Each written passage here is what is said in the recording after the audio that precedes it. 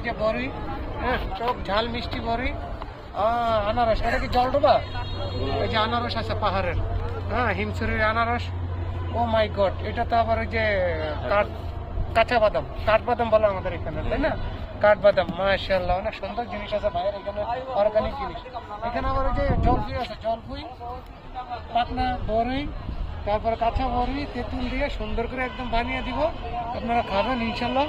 চলে আসবেন হিমছড়ি, একদম বিচের নিচেই আছে ভাইয়া ইনশাল্লাহ। এই যে ভাই বানাইছেন এটা না, অনেক টেস্ট মনে হয়।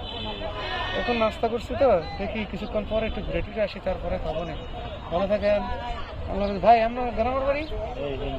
হিমছড়ি, স্থানীয় এখানে? আপনার নাম? সৈয়দ আকবর। মাশাআল্লাহ, ভাইয়ের হিমছড়ি চলে আসবেন, সৈয়দ আকবর ভাইয়ের দোকান, এখানে বসে, এখানে আচার একদম অর্গানিক আচার, কেমিক্যাল ছাড়া অনেক সুন্দর আচার, খাবেন, শরীরের জন্য ভালো। ভালো থাকেন, আল্লাহ হাফেজ ভাই, ভালো থাকেন, হ্যাঁ।